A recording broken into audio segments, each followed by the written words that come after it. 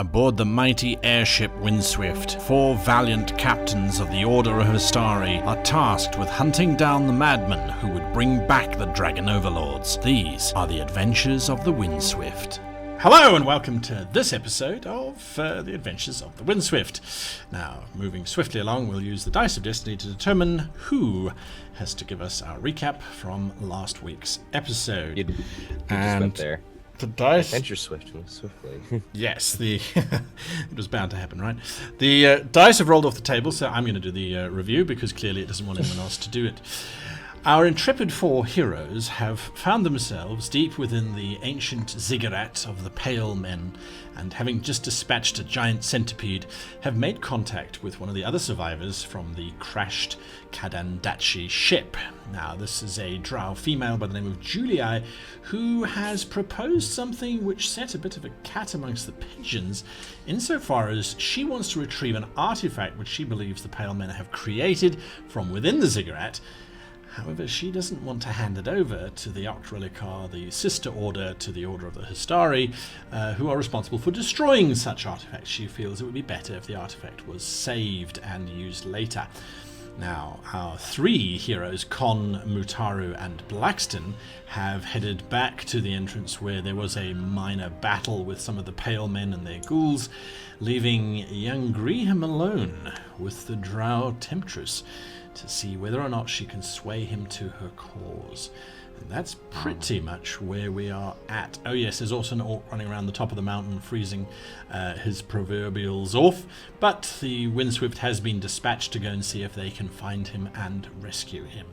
That's a side note. So without further ado, let us continue with the adventures of the Windswift. The orcs running around like, where is everybody? Exactly. I'm cold. I'm so lost, you guys. So, the Julii, sorry, not the Dawii are elvish rulers of an elvish city very far away from you. They're not doing anything right now. But the Julii, she is looking at you. She has just proposed to you, Griham, for you to join her and to help her claim the rightful power which is held within the ziggurat. She proposed to me. I'm flattered. Yes. Well, all right. Is the adorable little gnome bard gal next to us? She is busy. Sorry, right? I beg your pardon? Ennerise, sorry. She was her name, right? That's correct. The excitable bard who just loves to sing. Yes, she is busying herself in the far corner of this chamber. If you remember, it had all those murals on, which actually animate when you look at them. Correct. Gotcha. But she doesn't seem to be paying attention to what Julii has proposed to you. Sweet. I'm going to be saving that gold then.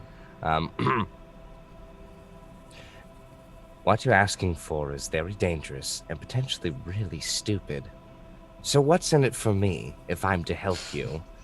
Because I'm not going to help a stupid person. I can help someone that has a plan.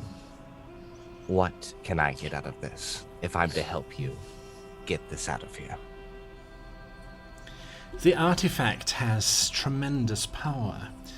It helped the ziggurat repulse the dragons on numerous occasions. We know this from record. That power is going to be useful in other ways as well. Imagine an unassailable fortress. If we were to take this perhaps and secure it in a citadel, that citadel would become impervious to any attacks. If the dragons could not take the ziggurat, that means mere mortal men and elves and dwarves would also be equally ineffective. But this is still a dragon artifact, yes? Or is this an artifact to repel dragons? The history is not clear on where the artifact came from, just that Zolas had it and was using it to keep the ziggurat safe. But its origin should not be necessarily important. What's important is the power that it has, and the fact that we could use this, should the dragons ever return, to protect ourselves from it. And until such time, we could use it to secure a castle or a fortress to a great deal of profit. Or we could use it to secure headquarters from those ice elves that are starting to become a nuisance on most of our ships. Or we could do that, in which case then the return to you would be fairly limited. But if we were to, say, go to the dwarves, who we know are having a problem with the Drow Republic, and offer them the ability to turn one of their fortresses into an invulnerable space, I'm certain... She's a drow, right? Yes. I'm certain it would be worth a small fortune. Oh, now this is what it was all about. You want to play the big political game. It's not a political game, it's a financial exchange. Oh. Yeah, that could be long and dreadful. All right. I don't care what you're doing with it. I don't care where it goes. I only want information. I want a favor. I will come back to you one day, and you will help me as I have helped you. Take it or leave it. She looks at you, her shocking hair around her face, her fingers twitch once or twice. Because unfortunately we have a grand, young-minded crusader, and a somewhat wizened cow who is more opted towards the right of things. So we might want to make a decision quickly before they return.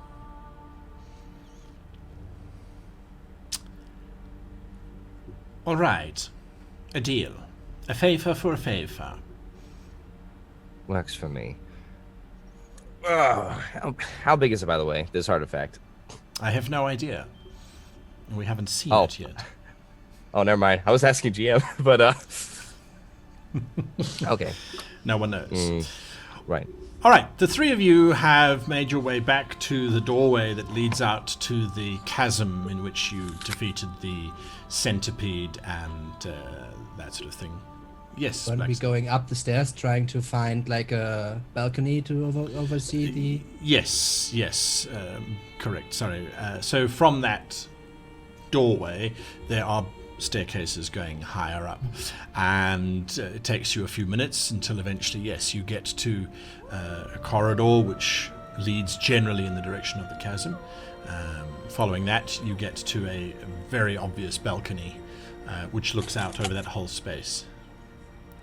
What is the status of the skiff?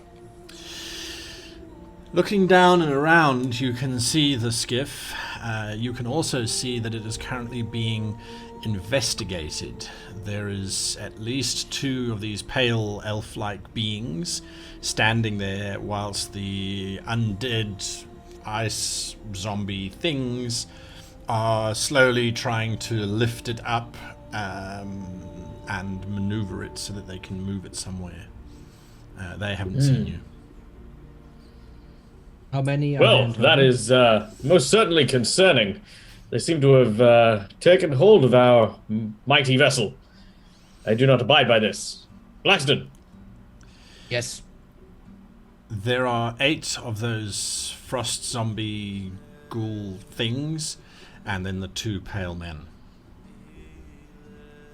And all 8 of them are involved in trying to shift the boat. Correct. Is there an indication of where they're taking it? Which direction they're taking it? From here, you look around, you can see on the other side of the chasm this really bright blue light shining out of some kind of archway.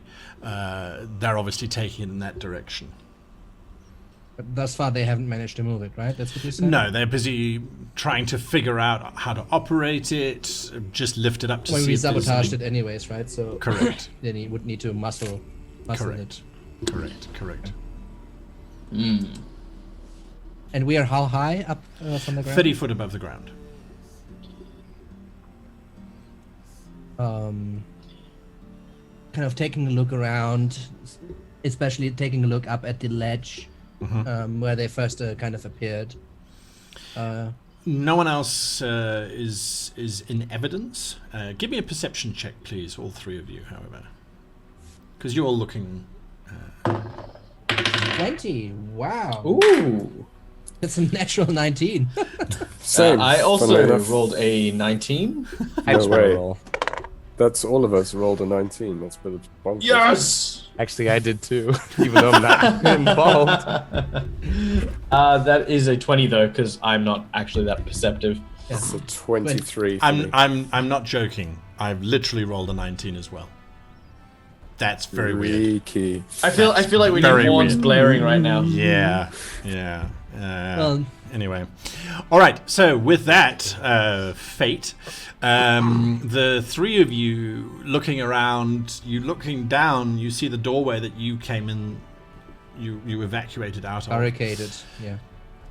There is something wrong with the door, and in looking down at it, you realize that it looks as if the normal curved arch curves and then suddenly goes straight and comes up a little bit and then has a jagged edge to it. Almost as if there is a glass prism or something in front of it which is refracting and reflecting the doorway beyond it, causing this weird optical illusion. It's also very subtly moving. There's a slight swaying to it. Do you see that? That looks off. The way we came in here. Yes, well, that looks that quite... wasn't there before, was it? I'll quite admit I make wasn't it out. looking.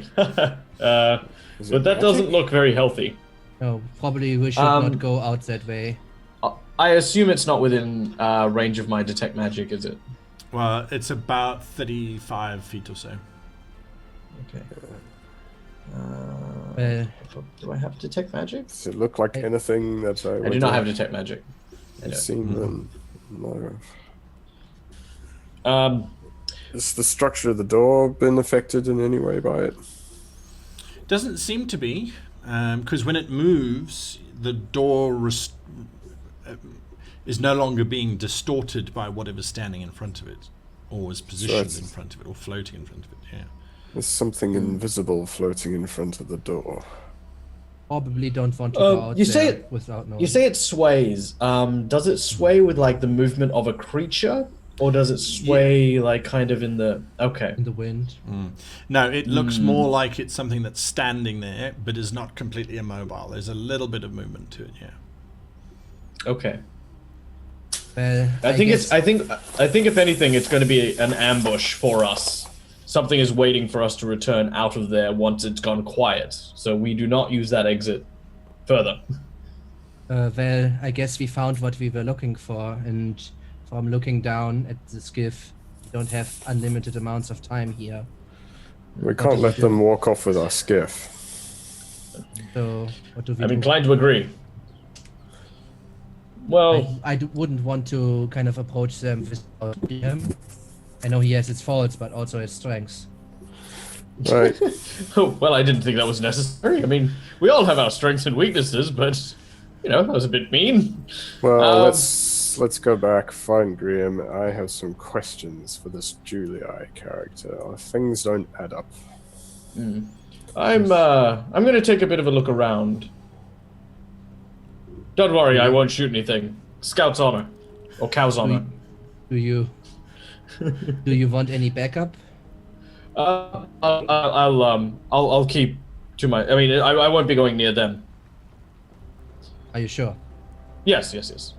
Okay, good luck. Promise. Are you going to follow us, or are we going to find you back here? What's the plan? Oh, I'll come down. I'll meet you. Meet I you just at want the to. camp. All right. Yep. Rish, don't stay too long. This place is as unpredictable as you are, I suppose. That All means right. it is bad news. Did you just say bad moves? Bad moves.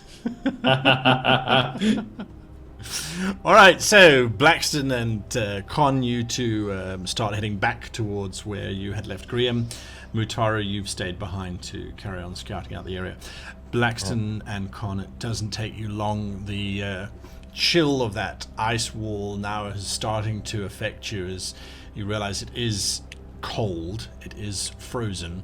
And your breath is no longer coming out in puffs of white smoke, as your internal temperature is now starting to be affected by this environment.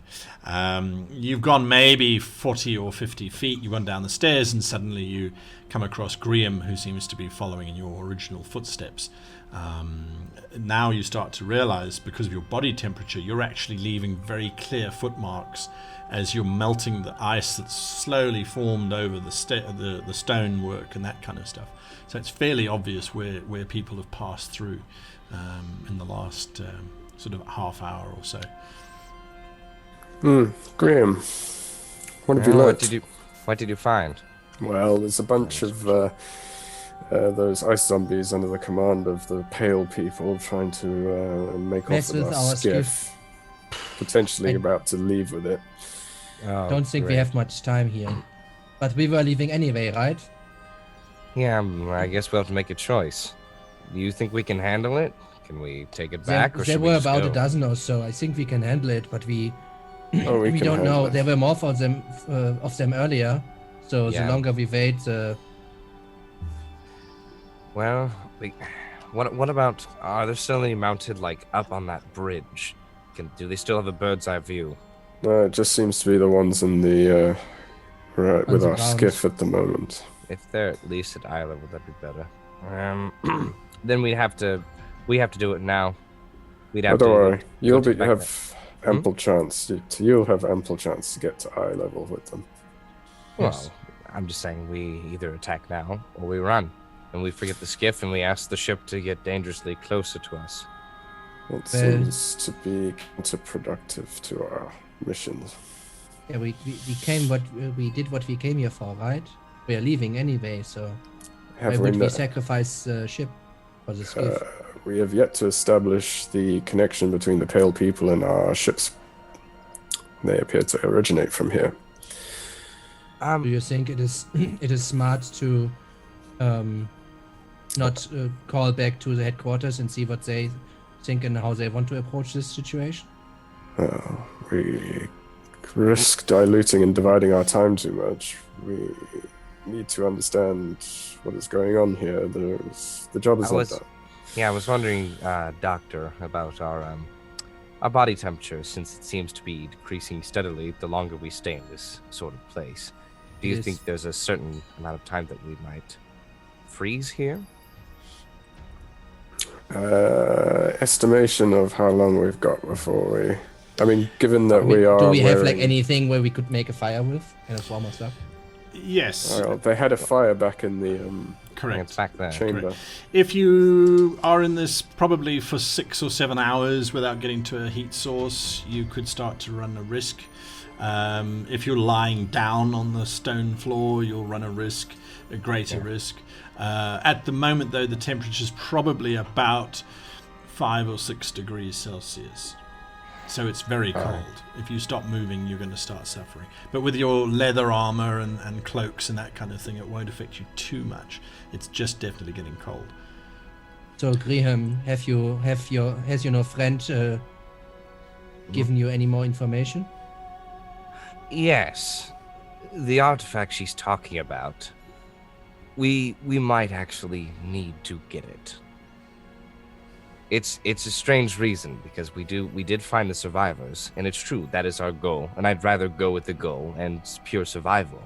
But I'm trying to think of long-term survival. You see, it might actually be able to keep these ice elves out. We already have a problem with them infiltrating our ships and our communications and so forth.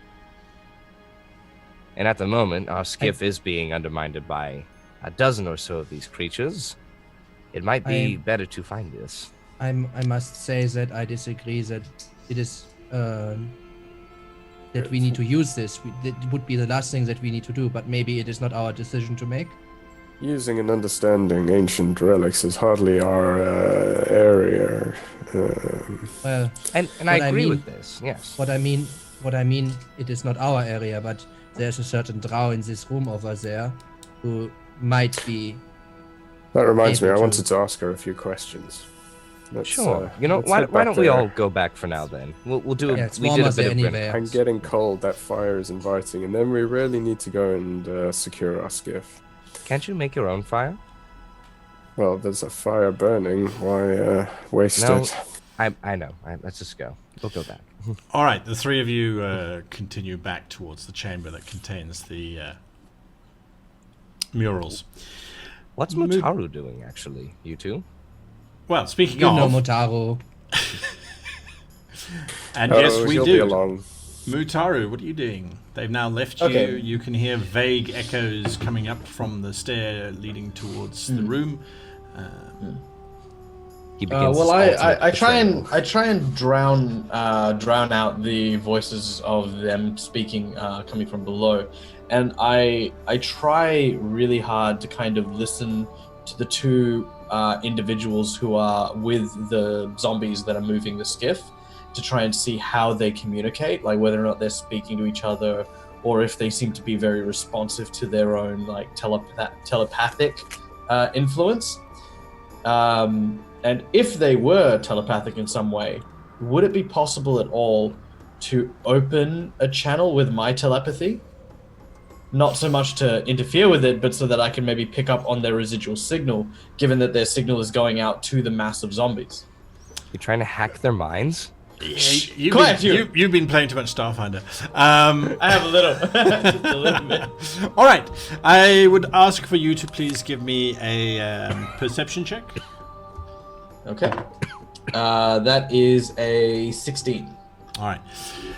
They do not appear to be talking to each other in the slightest, but every now and again one of the pale men will point one of those staves in or at something, and a ice ghoul will respond and move over and try and pick it up or examine it or explore it. You can see that the pale men are being very, very careful. They're not touching anything.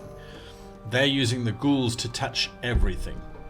Clearly they're paranoid about traps or alarms or whatever. They are literally just sitting back as the ghouls are going through it. The only way that the telepathy trick might work is if you basically just opened up their... That's kind of the idea. All right, Yeah. so that's what you're doing. I'm going to try to, but if in any way, shape, or form I can, I suppose, suppress my own thoughts, so they're not just hearing in their heads steak and eggs and steak, as long as I'm not brought, I'm trying to keep my, I'm trying to keep the Mutaru thoughts as quiet as possible so I can hear what it is they're saying, I guess. Okay. Psychically. Would you please give me a wisdom saving throw? As you open I up can your totally mind, do that. you close your eyes I have advantage on that. on wisdom saving throws versus self-dialogue. Well, it's if it's a wisdom check, I've got like. Oh. Oh no, yeah, This is to Advantage or still your mind. proficiency? yeah. So that is another 16. Okay. So you close your mind and you just open out and just try and make yourself as receptive as possible to anything coming in. And you immediately start to hear instructions being given. The instructions are in a language which you don't speak, simply because it's been a language that was lost for the last 5,000 years. No one even knew that it existed. So there are definite instructions being given. However, as you are listening to these instructions, and the instructions are very precise, they're very methodical, and they don't come very often. Just every now and again, it's something like Dash Vihar. And then you see one of the ghouls moving over and picking up a box and then opening the box and looking inside it and then closing it and kind of gesticulating. There's no response coming back from those ghouls, or at least anything that you can pick up. It's just this blind voice. These two individuals. And now, whenever they give an instruction, are they I mean, you said before that they were gesturing with the staff. Yes. So every time they give an order, there is an active motion with the. It doesn't seem to correlate. It's more a case of they point okay. there and then over there and then over there. Cool. Okay. All right. Would you please give me a Constitution saving throw? Oh no. That's actually not bad. Okay. Yeah. Okay. That is a 21. All right. That's fine. So you are sitting there. Well, you're standing there listening to this conversation. The next moment, there is someone or something standing behind you. You become aware of its presence. So the temperature drops. I mean, I asked you if you want someone with you. Well, without saying anything, I sort of turn towards where the others are, trying to get this whatever it is in my peripheral visions, if there is a creature there. Yes. Because I'm also half suspecting it's one of these invisible things. It's Donald. As you turn, you can see that there is one of these pale elves standing there holding a white staff. It seems different from the rest, though, because it's got this white mantle collar, which sticks up halfway around to the height of its head, and has these tines which stick off of it, almost looking like an open spider web, if you like. And then fairly spiky shoulders. Like I said, the temperature has dropped easily a few more degrees with this figure's presence. Okay, as Mutaru turns, obviously seeing a corporeal creature there, he continues to just, not aggressively, but to slowly turn to face the creature and sort of puts his hands up and sort of says, I don't suppose you like dancing. The figure looks at you. It's clearly, or was, male, just by the stark cheekbones and the square jaw. Its eyes are completely blue, and it doesn't seem to find your attempt at humor to be successfully eliciting any other reaction other than this cold stare. Oh, tap dancing. I slowly try to back down the staircase. Not a dancer. You were standing on the balcony. Okay. It appeared So I'm behind still. you. Yeah. So if you back up, you're backing up. I'll fall off the balcony. Yeah, basically. All right. Ugh. It looks at you. Okay, well. Its head cocks to one side, and you can see now that its chest is mainly this robe. But the way the robe is constructed, it looks more like. Again, more sort of spider web-like, lots of hanging threads which lead to denser masses and things. But there's this large amulet around the neck of the creature. And the amulet is very, very strange insofar as it doesn't seem to fit. The rest of the creature is very white, very pale. The amulet is this rather bronze-looking sunburst, and at the center of it is this green crystal, which it radiates out this vague green light, which is very in opposition to the stark white and blue of this ice elf. Can I make any kind of Arcana check to identify it? Sure, you can make Arcana or History. Okay, let's say about the same. Oh, come back. That is a 15. 15. You haven't got a clue what this is. Okay. It looks I at know you. I promised Blackston I wouldn't hit these things. Okay, go on. I'm just remembering this. So I'm not gonna hit it. Why are you here? Oh, good lord, you speak. Can I be entirely honest with you? You see that big ship out the front? Funny story. So, it crashed. We came to go and find survivors and get them out of here. We found all you fine people lurking around here, and, well, you know, I gotta say, we don't really like our ships being blown up. We don't know why you're doing it, and, well, we were kind of poking around a little bit. To be honest, you know, we actually didn't know you guys were here until, well, you tried to blow up our ship, and, well, I don't know if you ever, you know, watch, like, you know, Braxian Shot Put, But the guy that was on our ship, he flew like 50 meters before he hit the ground, and that was a great throw for me. But that's fundamentally why we're here. So really, when you point it down, it's that guy's fault, whoever, but he's dead now, so you don't have to worry about him at all. You are welcome. He sneers as you describe the murder of one of his men and the failure of his operatives to destroy your vessel. He is visibly angry. Oh, well, You are from the Windswift. Well, I don't mean to brag, but I'm one of the mighty captains of the Windswift, Mutaru, and you are... Your executioner. The three of you arrive. That's very... Oh. The three of you arrive in the chamber. The fire is going, and the smell of the roasted meats and things is quite tantalizing. Sori looks up at you. Oh, well, hello, you've come back. Have you changed your mind? It's just a few things we need to square away before we can leave. I help myself to some food and find Julia. Julia is staring at one of the massive murals which is busy animating out. It looks like it's animating out this elf standing in the middle of a stepped-like pyramid.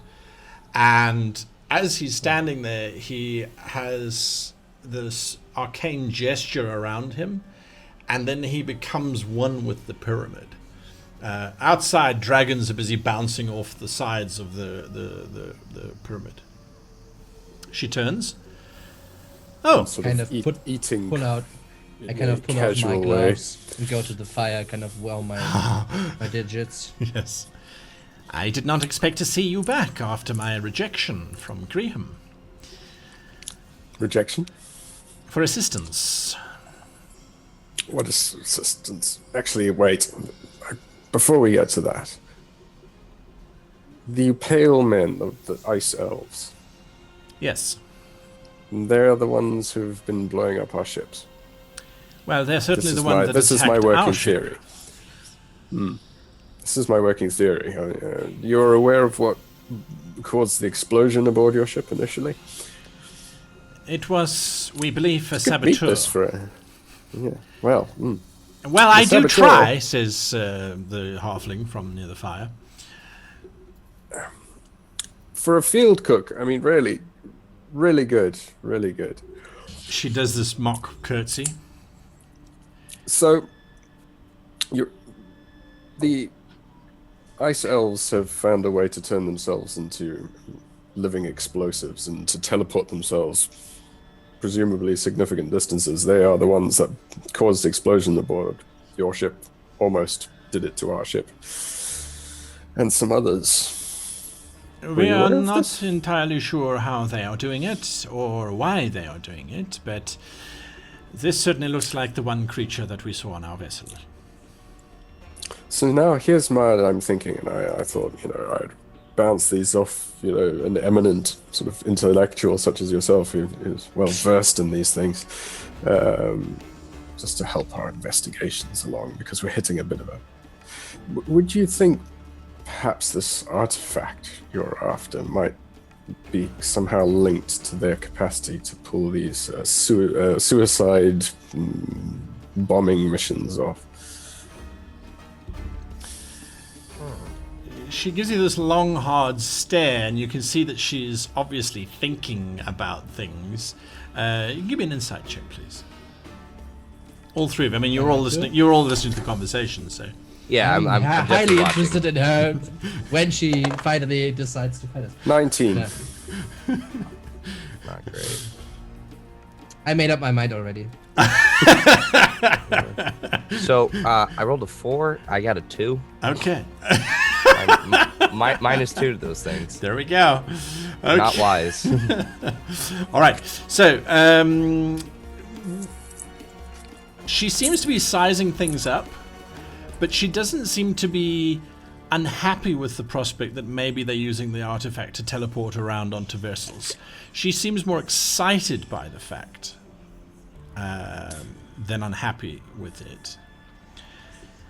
I suppose it's possible. I mean, after all, the artifact is extremely powerful. It was not its original intention, however. If you look at this mural behind me, for example, and she points to the mural of the elf being absorbed into the temple, I believe that this is the sorcerer Zolas himself, when he sacrificed himself to become the protectorate of the ziggurat. He did this using the artifact that I am looking for. Whether it has the ability to... yes, it would be a medallion of some kind. Born upon... Yes? Has it become colder here too? We also noticed a slight temperature drop. This is usually indicated when the pale elves or ice elves are moving about the building. They have an effect on the local environment of almost drawing out the heat and absorbing it themselves. DM? Yes. How long has it been since we've last seen Utaru? It's been like 5 minutes? 10 minutes? About 10 minutes, give or take. All your conversations in the corridor and that sort of thing. Not very long. I don't feel comfortable about it. I'll be right back. He's been gone a little too long. And I want to be stealthy, by the way. you're aware of the Ice Elves' presence. You've sort of shut yourselves in here, but you don't know where the artifact is yet, correct? Again, this mural behind me indicates, and she shows you that there is a series of... It's not floor plans exactly, but it's a series of chambers that are illustrated at the bottom. There's a large chasm, which you are familiar with. Then beyond that, there looks to be like a chamber that contains stars. Beyond that, it looks like there's another bridge of some kind, but it looks like it's in two parts or something. And then there's a final chamber, which is the chamber where this animation of the elf becoming one with the ziggurat is happening. We have identified that they're not too far away. It should just be across the chasm, the Chamber of Stars, and the Glowing blue door? The bridge. Perhaps I have noticed that the pale elves use blue light wherever they go. I'm not sure why. It could be indicative of them being there. And how did you intend to retrieve the artifact, given that the elves live here? Oh, says Sori, and she stands up from the fire. That's me. I can get us in there. Right, how? Well, whilst Julia was trying to, interpret all of the murals and things, I was kind of wandering around, and I think I found what must have been like the old sewer systems and things. It takes us directly underneath all of these chambers, and I think will lead us directly into that main one. You wouldn't even find the exit in a room that has just one exit. So, are you sure that you can find this sewer system again? Now that's a fair statement. However, I, as you know, am a bard. And I noticed. She sort of taps on her throat. My instrument has managed to locate what I believe to be a tunnel directly underneath this room. That should lead us into the sewer system. Wait, where is Graham going? He went to find Mutari. Fantastic. So then the only question that remains is, what exactly did Graham turn you down for? I was asking for his assistance, but it appears he is more honorable than I had first thought. Assistance in doing Can I what? get an inside check on that? Yeah, you can make a roll. Oh, wow. Because this. He wanted some help. No. I trust Graham. 23. Of a dishonorable persuasion. Insight rolls. Yeah. You're 23. She appears to be telling the truth. So what exactly did you want him to do? I propositioned him that we would use the artifact for financial gain. He said no. Well, at least your candor is to be admired. Oh You realize my this makes you a traitor. I assumed I don't that he think would I tell have you. a lot of. Like, I'm in this room too. I hear this too, right? And she just said that. Traitor, I believe, is the customary charge for such I an did act. not steal it. And simply talking about something is not a crime. Good. I'm glad we can establish that fact, because you're going to help us neutralize this threat to our operations in the form of the white pale men and their... I kind of put my gloves back on right now. And back to Mataru. Would you please give me an initiative roll, Mataru? Because I can. you can see it I coming. mean, I can totally see this coming. You know, and the only reason, by the way, the only reason Mutaru currently is being quite reserved for Mutaru is because he promised Blackston he wouldn't fight. And he wants to do it as, I mean, you have no idea how, you know, if this happened in any other scenario, he'd just pick this guy up over the balcony and be done with it. But you know, I promised, don't make me hit you. 15 on my initiative. Oh boy. Okie dokie, give me a dexterity saving throw, please. Kia. Ooh, that is an 18 on the dice, 18, which is also an alright. 18 on my save. Okay. And I'm quite a clumsy cow, Right. except for example. so all that he does is he's holding his staff and he looks at you and just pushes his hand forward. And all that happens is that this blast of ice pressure slams into you and pushes you back 10 feet right against the railing of the balcony. It doesn't have enough strength to push you over, but it's pushed you back. Okay. What are you doing? You're really making it hard not to hit you. I know. I cast Puppet on him.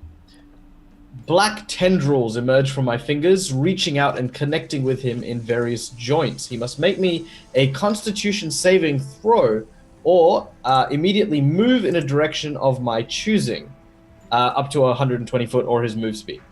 In addition, I can force them to drop whatever it is they're holding.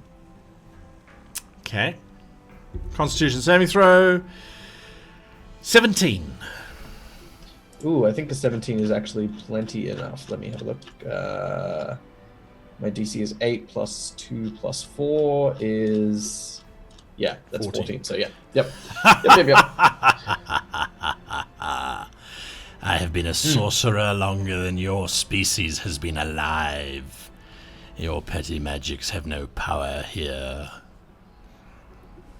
Just what the hell is Mataru doing? I'll go. Just went by something. I don't get it. This is weird.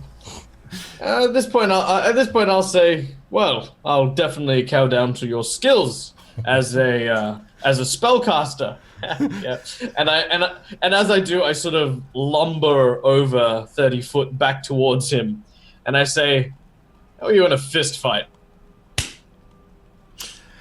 Right, so Graham, you are busy making your way along the corridor. You're moving very quietly. You suddenly hear Mutaru shouting fist fight from up ahead. There's some stairs ahead of you and that sort of thing. Why did I think anything else? Why? No, Why is that what he caught? Why? All right, I'm gonna try to stealth forward. Am I close enough to make a little pinpoint sneak attack? Oh, no. Poke attack? You've still got to go up a flight of stairs and along the corridor some distance. But you know in which direction to head now. Okay, good. Yeah, I'll definitely do. I'll do the double movement and the bonus action thing to try to get there. But still, stealthily. Do I roll again? No, you don't need to. At that roll, Yay. nothing is hearing you. I'm soup sneaky, you guys. All right, Mutaru. Natural 20. Ugh. This Roll it again. could be bad. All right, on a Yep. 9, so that's double damage. So all that he does, again, the sneer, but it seems to translate into a grin, and he just plunges his hand into your chest.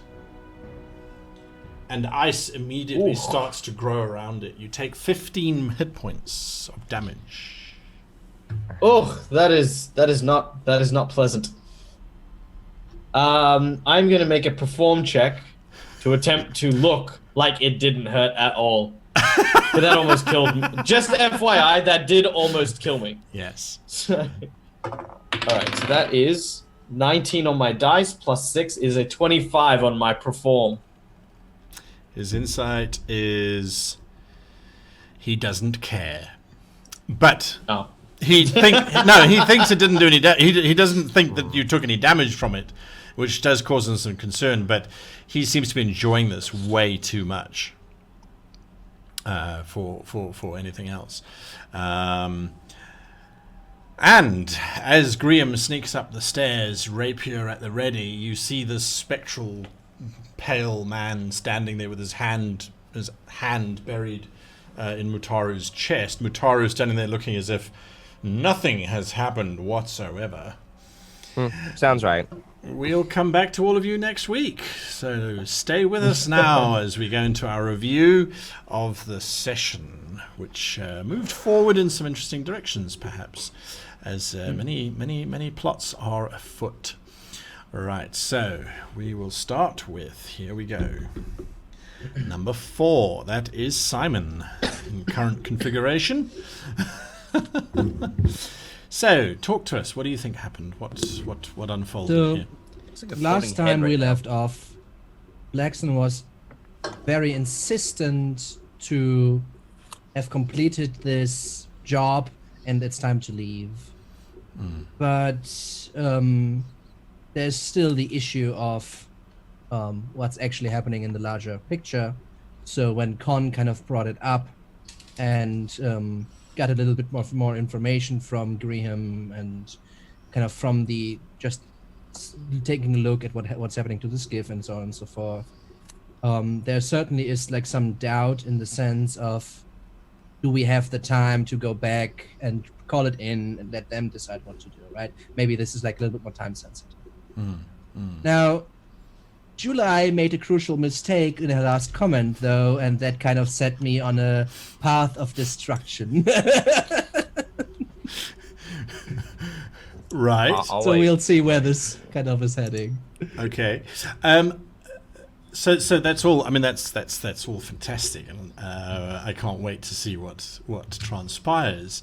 However, what I want to do is unpack. Before the session started, we were looking at the challenge of what to do if Graham had decided to join with Julie in an obvious way, or is discovered to have joined her. And it's not from a character perspective, it's from a player perspective. Do you want to take us through that? Because I think it's valuable to the viewers, to potential players out there, because it was a real concern. So my personal view is that you should play true to your character. However, just to a certain extent that is not detrimental to the group. You need to, like, the job of the player is to play true to the character, however, find a way to make it work, even though things might not go into the direction where you necessarily would say, like, my character is cool with that. Now, this is a team game, so everybody kind of needs to adhere to everybody's characters a little bit and not just, like, go into confrontation court all the time. That's, like, one of the harder parts of role-playing, at least for me. So I was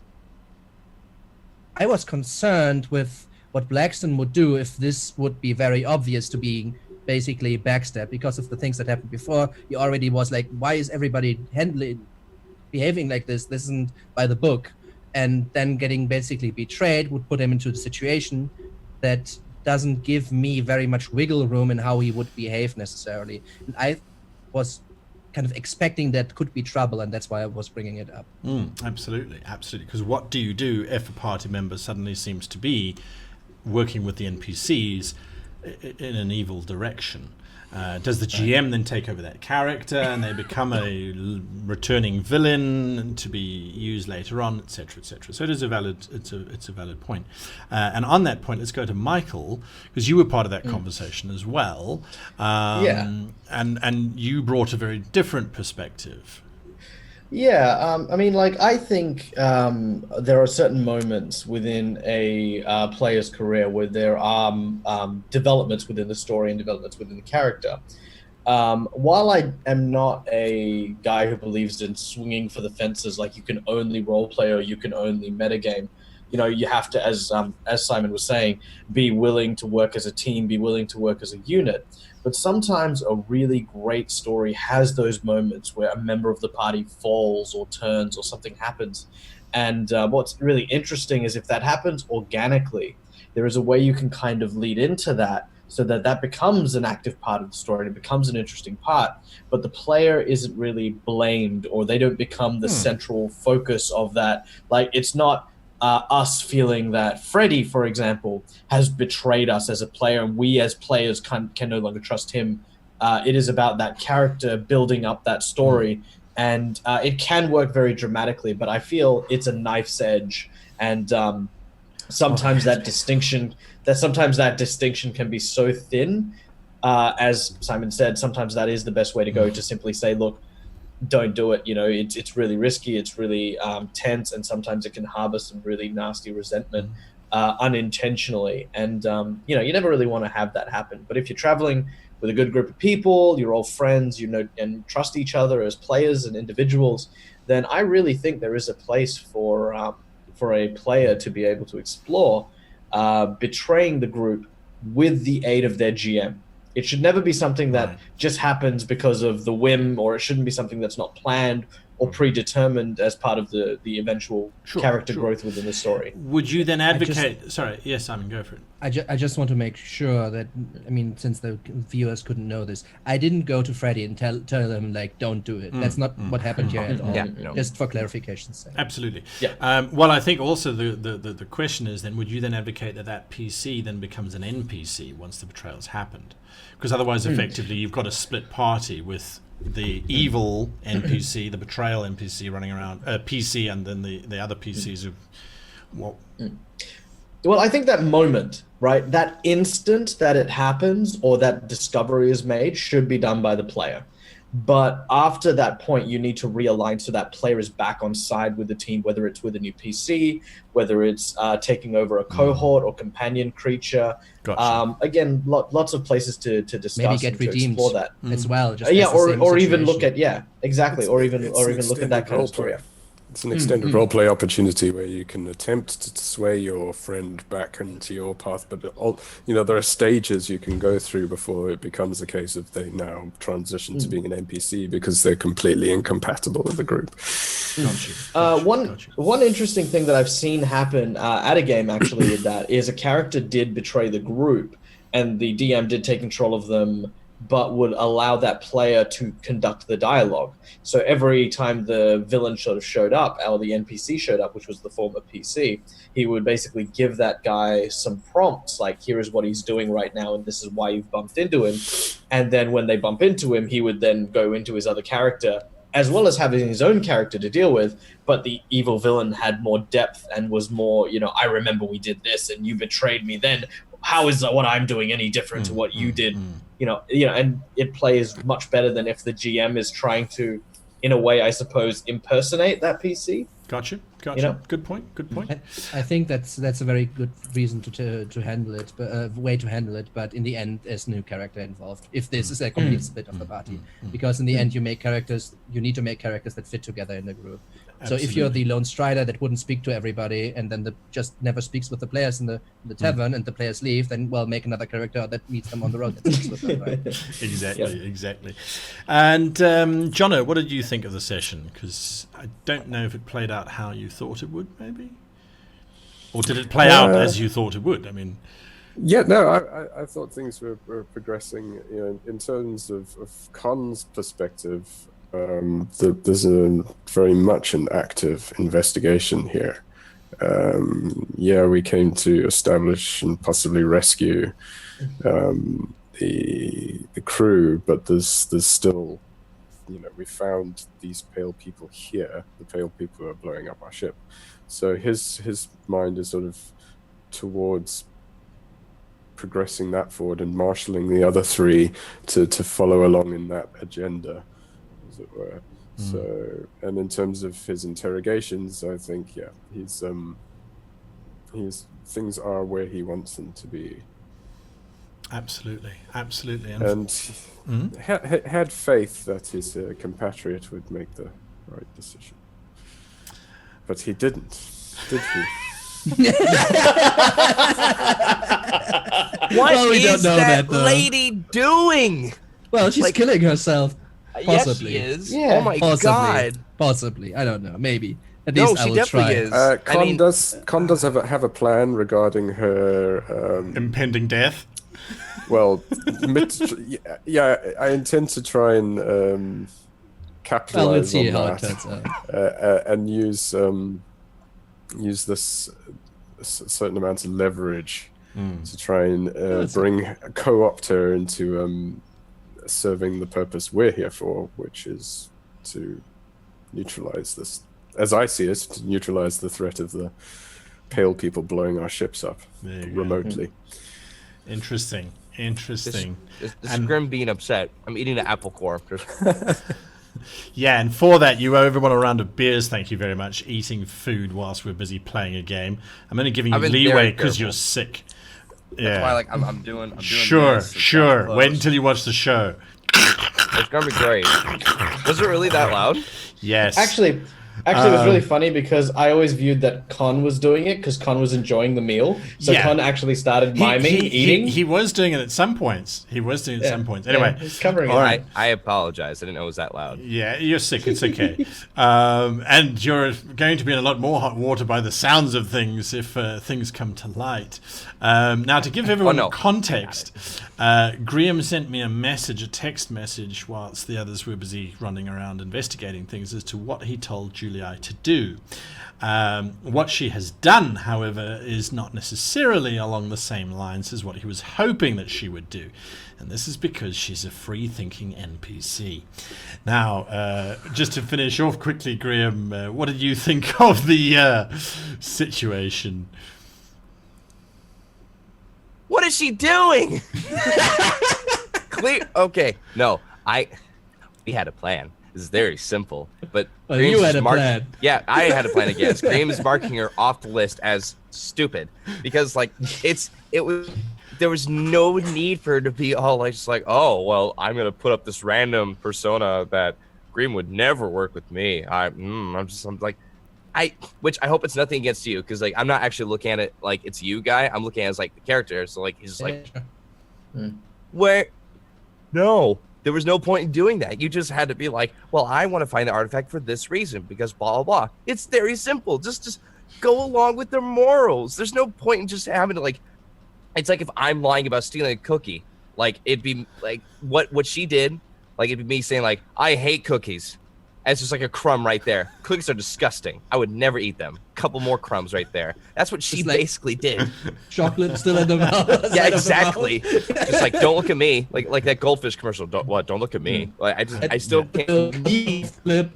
Oh my god. I just can't believe she did all this stuff. Like, it was a very, very simple thing of, like, just, hey, we're just gonna take this step at a time.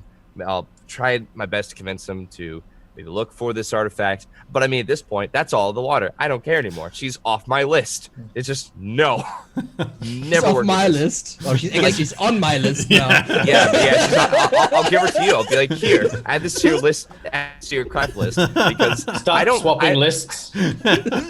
I'm kind of evil, okay, but I'm not dumb. I don't work with crazy people. I work with people who can think outside the box, but not crazy people. Utaro's an get caught. exception, but All right. Well, there we go. Actually, I've got a really quick one for Mutaru. yeah. A really quick one for Mutaru. Really quick. Mutaru, right, today, I just want to justify this for, like, everyone at home who is probably watching Mutaru and pulling out their hair going, what the hell is this guy doing? he's being Mutaru is a character growth kind of experience, right? Yeah. So after being ridiculed a few times, or at least, smacked down for being brash and reckless and careless. Mutaru, for the first time, decided, you know what? I have been this way. I was raised in the gladiator pits. I used to battle all the time. Hesitation is the enemy, all that sort of stuff. So I thought, for once, I'm going to do the smart thing. I'm going to try and get some information, get some intel, try this out. And as soon as it happens, it's like everything's gone to crap. And you're just sitting there like, no, never again. Never again. So if you are a fan, fear not. Mutaru will never hesitate after this moment. Never. No, never happening. No, please. Everything. And to that, everyone is just getting. And that one commentator who suggested that the Ice Elves invest in balconies and railings, they have now saved Mutaru's life. So there we go. Suggestion kept Mutaru alive. Until next week, we wish you all the happiest of gaming. From us, goodbye.